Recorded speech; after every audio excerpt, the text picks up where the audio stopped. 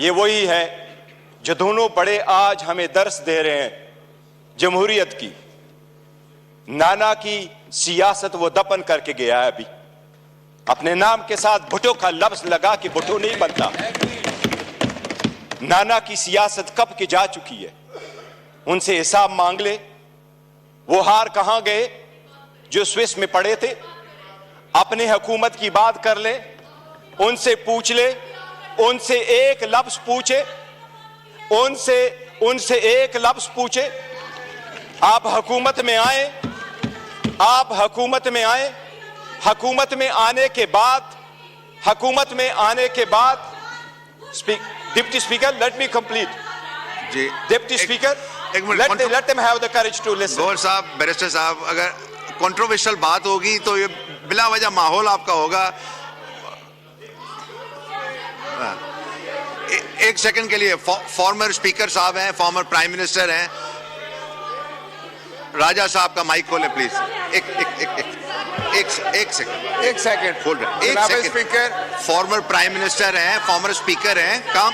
अब एक सेकंड वो पॉइंट ऑफ ऑर्डर पे उठे। जी राजा साहब, गुजारिश करना चाहूंगा अपने इन राइट पे खड़े हुए दोस्तों से भी और इस तरफ से भी कि देखिए, शोर ना करें, ऑनरेबल मेंबर प्लीज। जी राजा साहब, मैं ये गुजारिश करना चाह रहा। बैरिस्टर साहब आपकी टर्न है इसके बाद। ओ बेटा बात सुनो, मैंने खुद आपके चेयरमैन को कई दफा दिए।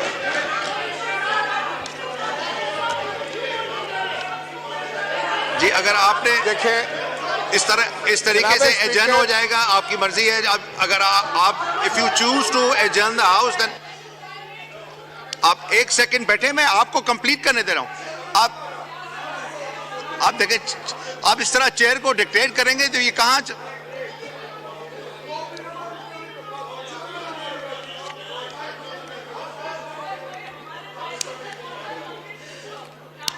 राजा साहब का माइक खोलें। राजा साहब कंप्लीट करें प्लीज, तकरीर अभी होनी है प्लीज।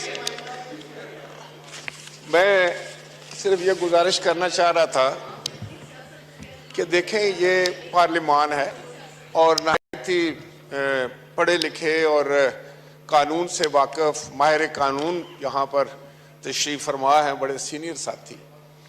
अगर हमने माहौल को इस तरह चलाना है तो क्या हम में से कोई भी ये समझेगा कि जिस मकसद के लिए हम आए हैं वो हम पूरा कर सकेंगे, या अपना तमाशा हम दुनिया को दिखा रहे हैं?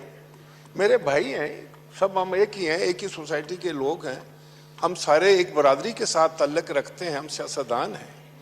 तो हमें, मैं समझता हूँ कि अब काफ़ी हो चुका है, पुलों के नीचे से बहुत पानी गुजर चुका है, हमने अपना बहुत नुकसान कर लिया है। अब भी अगर आप चाहते हैं कि कुछ बचा है, जो रह गया है, उसका अगर आपने करना है कि जातियात पर हमले करके, एक दूसरे को अंगेख्त करके, एक दूसरे को प्रोवोक करके, तो फिर क्या आप ये चाहेंगे कि एक ठहरो यार, तुम्हारा लीडर भी है, सुनो मेरी बात सुनो। मैं आपको ये बताना चाहता हूं कि अगर आप किसी के लीडर के बारे में गलत बात करेंगे तो आपके लीडर को भी कोई नहीं बख्शेगा। तो मेहरबानी फरमा के बाबा देखें, मैं चेयरमैन साहब आपसे ये गुजारिश करूंगा, आप पढ़े लिखे आदमी हैं, आप अपने इन दोस्तों को जो पहली दफा आए हैं इनको थोड़ा सा ट्रेंड करें, इनको सलीका सिखाएं, बात करने का तरीका सिखाएं। सिर्फ ये गलत बात है कि आप अटैक कर देंगे किसी पर, तो क्या इधर से फिर अटैक होगा? फिर ये कंपनी मुझे चलने वाली नजर नहीं आ रही है, सच्ची बात है। जी ऑनरेबल बैरिस्टर साहब, मैं यही पॉइंट आउट कर रहा था। हमें तो दर्स देते हैं अपने गिरेबानों में जाके। क्या पहली हुकूमत लेके PDM 1 जब हुकूमत आई, उसी को लेके विद इन अ मंथ नेब का कानून चेंज करवा के 50 अरब रुपए के केसेस माफ नहीं करवाए? It's a ground reality, it's a ground reality deputy speaker, it's a ground reality. क्या ये कह सकते हैं कि अगर इसको इतना ही घुमंड है जमहूरियत पे, हकूक पे, तो एक लफ्ज बताए जब हमारी औरतें जेल गई हैं, एक लफ्ज उन्होंने कंडेम करके बोला है?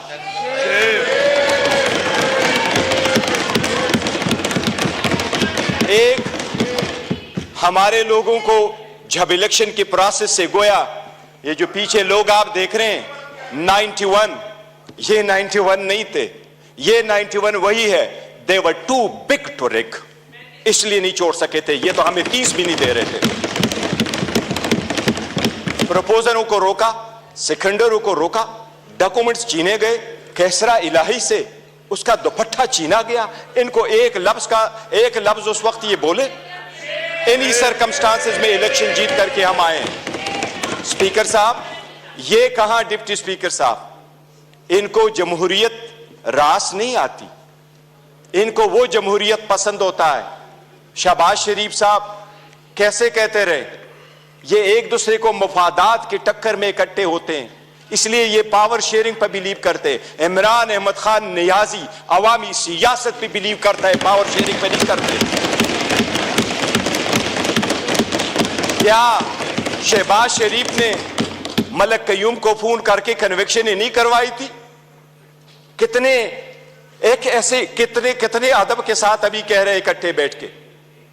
आज इन्होंने सारे एक डाइनिंग टेबल पे बैठने वाले लोगों में इतने ओहदे नहीं बांटे। ये इमरान खान है, जिस वक्त आपके पास डेमोक्रेसी आएगी, जिसने मोरूसी सियासत को खत्म किया, मेरे जैसा वर्कर चेयरमैन पीटीआई की हैसियत से इस वक्त खड़ा है। इस ईवान का pride of parliament Umar Khan sahab है। Pride of parliament Umar Khan, जिसके पास शायद ज्यादा वोट तो नहीं आए, he couldn't get most of the vote, but he was the candidate with most credibility, alhamdulillah। हमारा शेर मुल्तान को स्पीकर मुकर्रर किया, और फर्जंदे मलकन को इमरान खान साहब ने डिप्टी स्पीकर मुकर्रर किया। इनसे पूछे कोई ओहदा किसी को और देंगे क्या? पीपल्स पार्टी में कोई भी और बंदा नहीं है सदारत के लिए कि जरदारी को आप देते हैं? योर ऑनर, डेमोक्रेसी ऐसी नहीं है। डेमोक्रेसी ऐसी नहीं है कि बकेन के दरख्त लगाए और आड़ू की पौधे का फिर आप तस्वर रखे कि आड़ू मिलेंगे। ये बकेन के दरख्त है, अवाम से इनके कोई उम्मीद नहीं है कि इनको आड़ू मिलेगा। योर ऑनर, हमें एहसास करना होगा, ये जाती मुफादात में आते हैं। कितने फ्राइडली कह रहा है कि सबसे कम उम्र इनके तरफ है और सबसे बूढ़े भी इनके तरफ बैठे हैं। जमहूरियत में potential ability and talent matter करता है, जो आपको इस तरफ मिलेगा। यही रीजन है कि हम में से इमरान खान का कोई भाई बहन भांजा भतीजा इस वक्त नहीं बैठा, लेकिन हमें जान से अजीज है और हमारे 100 इनके 200 पे बारी है। यही वो डेमोक्रेसी थी मिस्टर डिप्टी स्पीकर। जो लोग हमारे साथ आजाद हुए वो हमसे आगे बढ़े, जो हमारे बाद आजाद हुए वो हमें पीछे छोड़ के गए। जब पाकिस्तान का नाम ले लो, दुनिया के लोएस्ट क्रेडिबिलिटी में आता है। रूल ऑफ लॉ में हम सिर्फ अफगानिस्तान और म्यांमार से आगे, बाकी पूरी दुनिया से पीछे। हम गुर्बत में 37% गुर्बत से नीचे, नेशनल पॉवर्टी लाइन में 21% नीचे। हम कैसे आगे तरक्की करेंगे? बाकी गैस, पेट्रोल, बिजली तो दूर की बात, आपको पानी मुयस्सर नहीं है। ये इन लोगों की 4 दहाइयों की कसम रहा है जो अवाम को दिया है। इसलिए अवाम ने समझ करके इनको रिजेक्ट कर दिया है। एमकेएम वाले वो साथ बैठे थे। मुझे हमेशा से 2 पार्टियां अदरवाइज पसंद हुआ करती थी। एक जमात इस्लामी, जिसमें फिर भी जमहूरियत है, दूसरा एमकेएम, जिसमें मुतवस्सित तबके के लोग शामिल होते थे। लेकिन इस मर्तबा वो भी टिकट लेने वालों के लाइन में लग गए और अपने वसूली की सौदाबाजी की। इनके 15 सीटें बैठ करके दिखाता हूं, 1 2 3 15 सीटें हमारी कराची में उन्होंने ली है, 2 सीट हैदराबाद में ली है। यही वो 15 सीटें जो उनको कहा क्या बेहतर होता अगर ये ओहदे के पीछे न जाते, असूल पे चढ़ते और ये छोड़ जाते, क्या फर्क पड़ता? इनके पास अब ये ना होता। जनाब स्पीकर, अगर आगे चलना है तो कुछ बेसिक वसूल पूरे दुनिया में होते हैं। पहला वसूल ये, आपके सामने वो साइफर का जिक्र कर रहा है। साइफर एक हकीकत है। इमरान खान साहब ने जिस वक्त ये उठाया है, वो लोग जो मुल्क को साजिश करा कि हुकूमत खत्म करने में, उनका ट्रायल होना चाहिए बजाय उसकी जिसकी आपने हुकूमत खत्म किया और उसको ट्रायल भी करवाया। जनाब स्पीकर, कितने गौर से कहते हैं कि इलेक्शन फ्री, फेयर और ट्रांसपेरेंट होना चाहिए। आप उस हुकूमत का हिस्सा थे डिप्टी स्पीकर। जो ही हुकूमत बनी, इनकी पीडीएम आई, सबसे पहले इलेक्ट्रॉनिक वोटिंग मशीन इन्होंने खत्म करवाई, because they knew it public के रिजेक्टेड। ये ओहदे बांटते, ये ओहदे बांटते आपस में, ये डेमोक्रेसी से दूर दूर उनका कोई ताल्लुक नहीं। स्पीकर, डिप्टी स्पीकर, अगर हमने आगे जाना है, बढ़ना है, तो उसके मिनिमम कुछ वसूल होते हैं। और मिनिमम वसूलों में यह कि एक वक्त में बवद सतात कल मायूसी जरूर हुई है कि यह तो हम मानते भी नहीं है कि यह प्राइम मिनिस्टर है, लेकिन फिर भी उस ऑफिस में निकलते हुए भी इसने हमारे वो औरतें बहनें जो जेलों में, उनकी रिलीज का कोई ऑर्डर नहीं किया था। इससे तो यूसुफ रजा गिलानी बेहतर था, जिसने पहले दौर में यह कह दिया था कि जज उसको मैं आजाद कराऊंगा। ये वही वाले लोग हैं जो उस तरफ चले गए।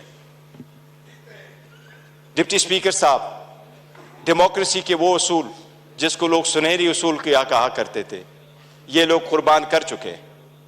ये आकर के आपको दर्स देते हैं कि हम डेमोक्रेटिक है।